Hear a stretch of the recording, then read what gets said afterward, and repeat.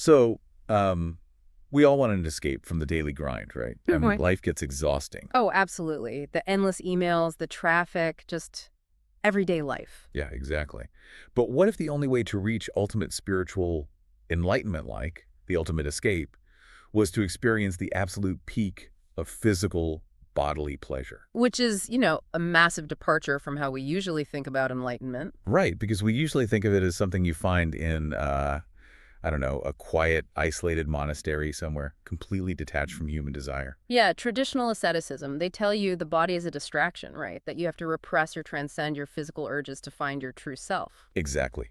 But what if a philosophy claimed that the actual ticket to utopia is found in the complete and total surrender to those very desires? It flips the whole ancient roadmap totally on its head. It suggests the physical extreme is the only reliable mirror we have for the spiritual extreme. Well, welcome to this deep dive. Today, we are taking you on a journey into a highly unconventional roadmap to utopia. Very unconventional. We are pulling from a translated text. It's dated August 2nd, 2023, by an author named Sufeng, and it's titled The Gateway to the Elysium World. Yeah. And the mission of our deep dive today is to really explore this, Yeah. because it uses a surprising, deeply intimate human experience to explain an incredibly abstract concept, which is, spiritual emptiness. What's fascinating here is how the author takes these massive, incredibly ancient philosophical concepts like ego death and formlessness, and he grounds them. Right. He makes them real. Exactly. He grounds them in an intense, everyday reality. He doesn't just theorize. He points to a visceral human experience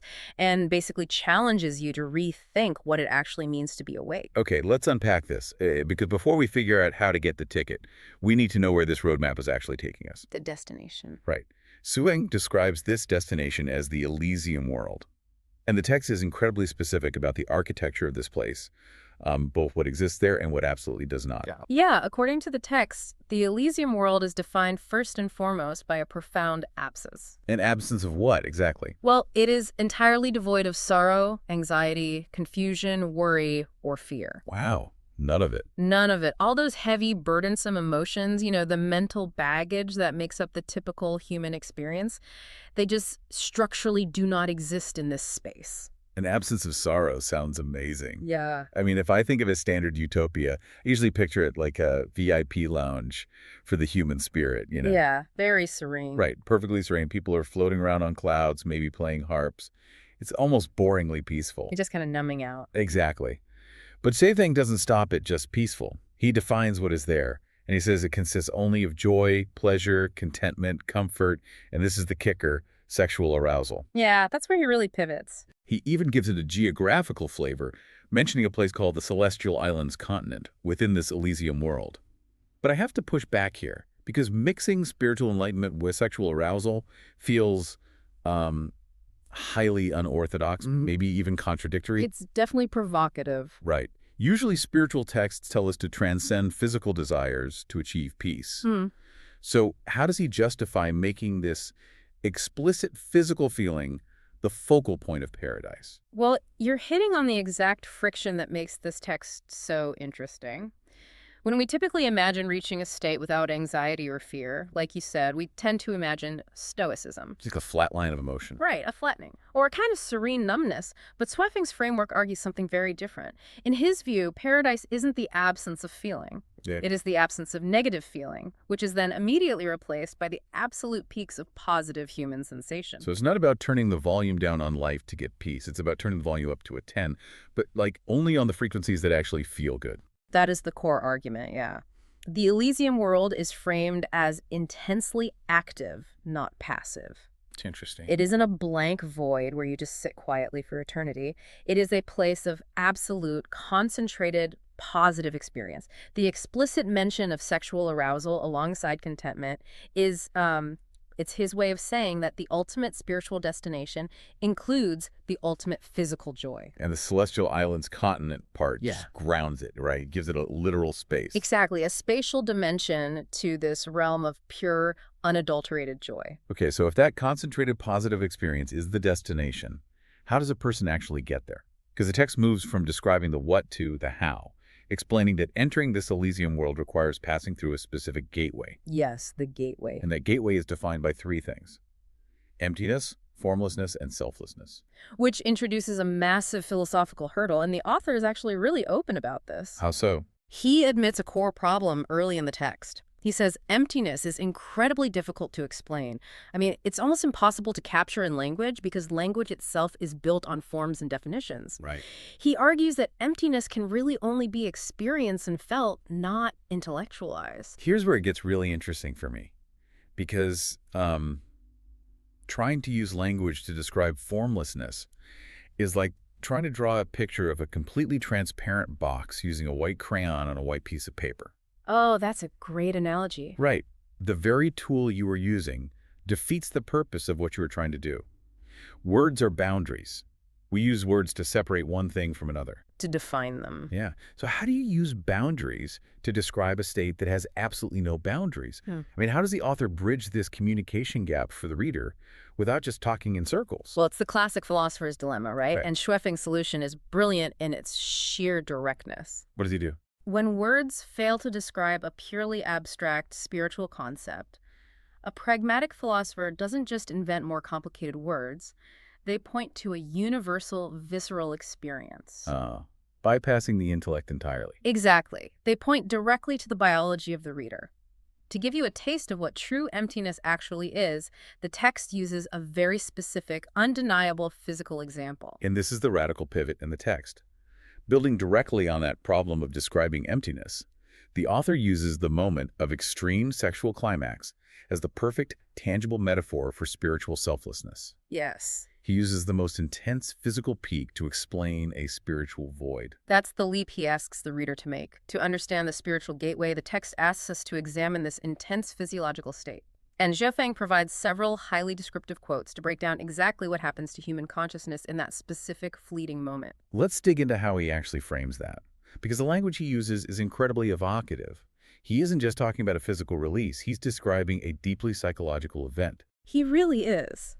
For instance, Schweffing describes the onset of this state by writing, and I'll quote here, "It feels like a kind of awakening and the beginning of life."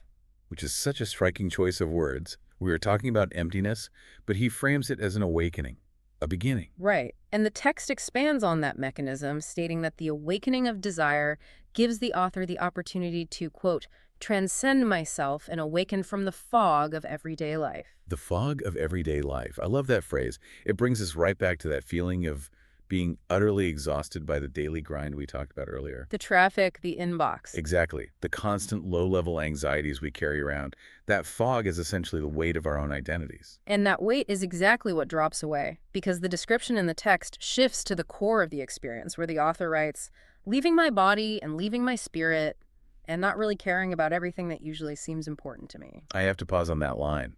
Because that is a staggering irony. Well, we usually think of emptiness as a dark void or, completely blank slate. And yet, Schweffing is using the most intense, overwhelming physical fullness imaginable to describe the act of leaving the body and spirit. It is a paradox. How does that mechanism actually work? Like, how does extreme physical sensation lead to emptiness?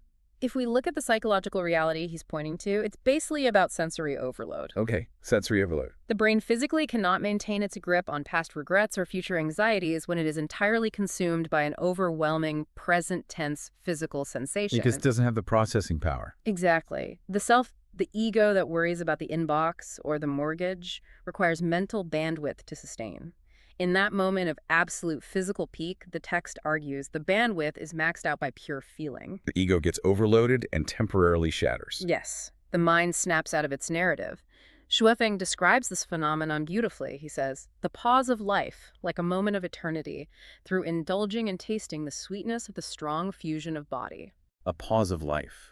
That really clarifies it. It's not that life ends. It's that the constant, exhausting narration of life in your head just stops. Just a complete halt. And the text captures the aftermath of that pause perfectly, too. He writes, a strange feeling, another dimension of my existence, drifting away and melting from the support point of my life. Melting from the support point of my life. Wow.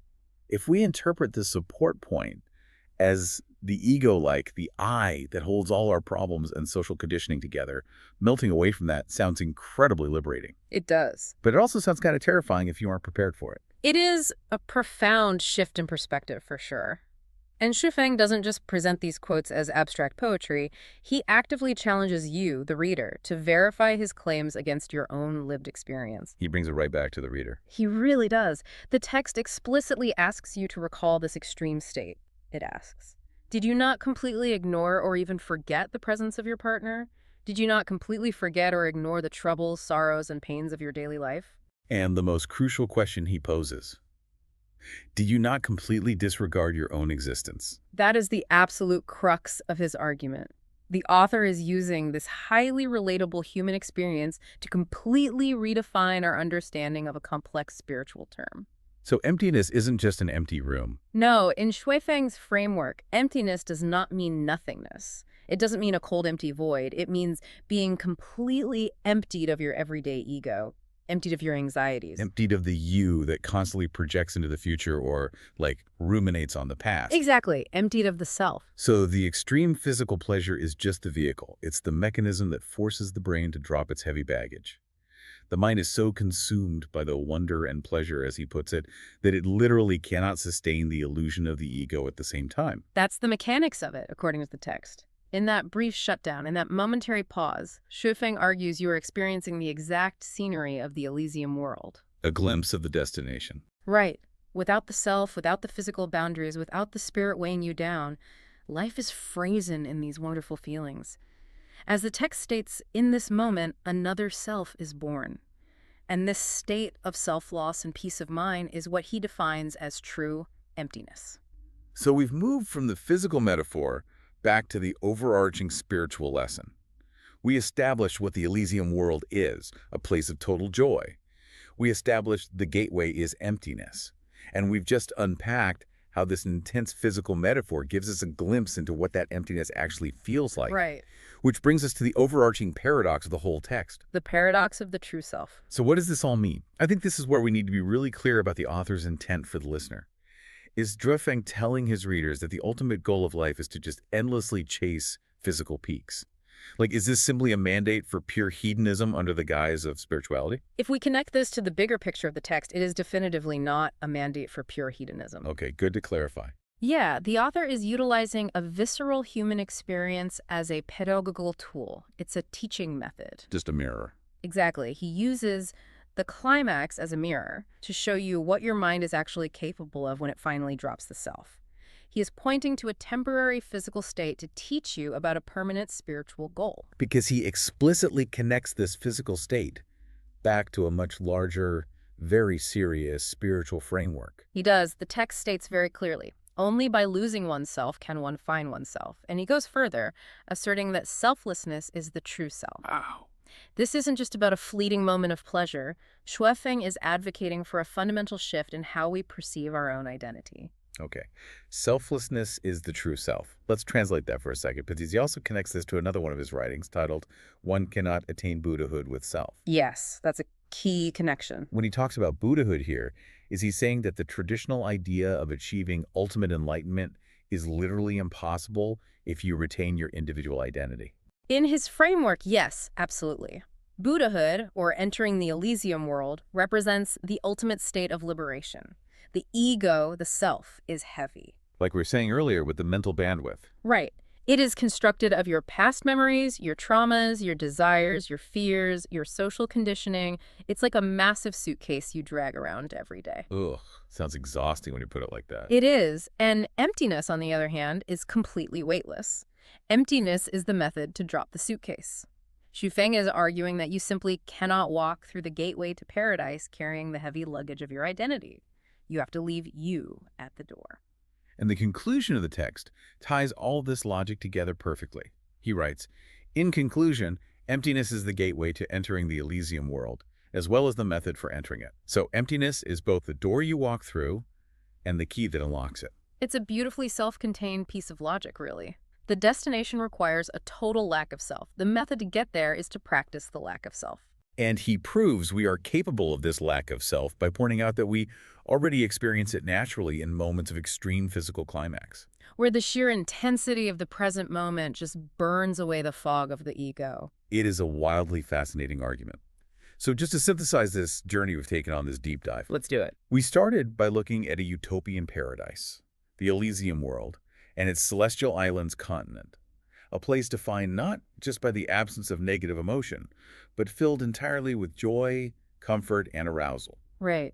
We then explored the requirement for entry. The text argues that the only way into this paradise is through the gateway of emptiness, formlessness, and selflessness. And because those concepts are notoriously abstract and hard to grasp, Xu Feng gave us a visceral roadmap. A physical example. Yeah. We learned that we can understand this profound spiritual selflessness by looking at our own biology, by examining those intense moments of extreme physical pleasure where sensory overload causes the mind to snap out of its narrative, completely forgetting who we are, where we are, and all the daily anxieties we carry. In this philosophy, the physical teaches the spiritual. The temporary biological loss of self is basically a signpost pointing the way toward a permanent spiritual liberation from the ego. As we wrap up today, I want to bring this directly back to you, the listener. While Susan text focuses very specifically on one extreme physical state to explain this concept of emptiness, I think the underlying message is a really powerful invitation to look at your own life. Oh, definitely. It invites you to look for any moments where you manage to transcend that fog of everyday life. Maybe you don't find it where the text suggests. Maybe you find it in deep meditation. Or a flow state. Exactly. Yeah. Maybe you find it when you are completely lost in a creative flow state, like painting or writing. Or maybe it's when you're standing at the edge of a massive canyon, just overwhelmed by awe. The text challenges you to recognize those fleeting moments where you taste that eternity, where the heavy burden of being you with all your inboxes and obligations just vanishes. And that raises an incredibly important question, something I think is worth reflecting on long after we finish our discussion today. What's that? If the ultimate state of existence, this Elysium world of pure joy and peace, strictly requires the complete and total loss of the self, what does that say about the ego we spend every single day of our lives so desperately trying to build, curate, protect, and defend? Oh, wow. That is a question that will definitely stick with me. I mean, we spend years polishing our resumes, building our personal brands, defending our opinions. All that effort. Right. But this text suggests all of that effort is exactly what keeps us locked out of paradise. It brings us right back to the beginning. We're all exhausted from the daily grind, desperately looking for an escape. But maybe the thing we are actually trying to escape from isn't the job. Or the traffic, or the responsibilities. Maybe the thing we're truly trying to escape is us. Thank you so much for taking this deep dive with us today. It's been a truly mind-bending journey, and we loved having you along for the ride. Catch you on the next one.